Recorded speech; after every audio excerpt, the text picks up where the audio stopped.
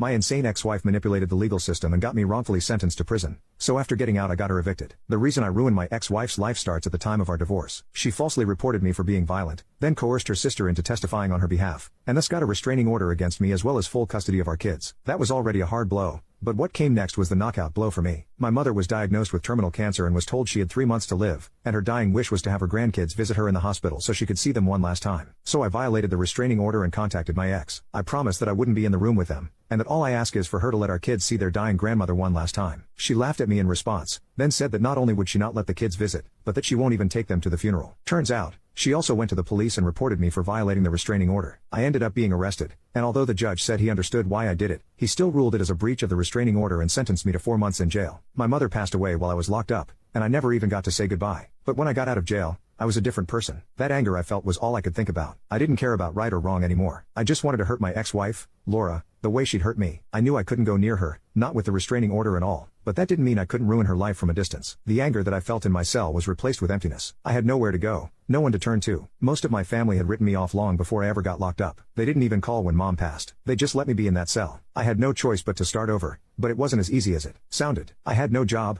no home, no money, just a criminal record and hatred for the woman who had put me there. Eventually, I found a rundown apartment complex on the edge of town, but it was cheap, and that was all I could afford. I paid the first month's rent with what little cash I had left, and the landlord didn't ask too many questions. The apartment was a dump, but it was a roof over my head. The ceiling leaked and the heating barely worked, but it was something. I spent the first night there on the floor, staring up at the cracked ceiling, wondering how it had come to this. The next day, I went out looking for a job. I needed money if I was going to survive and, more importantly, if I was going to get back at Laura. But finding work with a record wasn't easy. I spent hours going from place to place, asking for applications, and filling out forms only to get turned away as soon as they saw the gap in my employment history. Finally, I found a convenience store that was desperate enough to take me on. It wasn't much, just minimum wage, but it was something and I took it. The work was mind-numbing. I spent my days behind the counter, ringing up smokes and lottery tickets. The nights were worse, with drunks stumbling in at all hours and the occasional junkie trying to boost a six-pack. The whole time, I kept thinking about Laura, about how she was out there somewhere, living her life while I was stuck in this pit. Every cent I earned went towards keeping the crappy apartment and buying just enough food to get by. There was no room for anything else. But every night, after I'd dragged myself back to that dump of an apartment, I'd lie there and think about what I was going to do to her, how I was going to make her pay for what she'd done to me and my mom. When I finally got to a decent place and wasn't struggling as badly with keeping my finances, my plan to destroy Laura started coming into full effect. The first thing I did was find out where she was working. It took some digging, but eventually I found out she was managing a little boutique downtown. It seemed like a cozy job.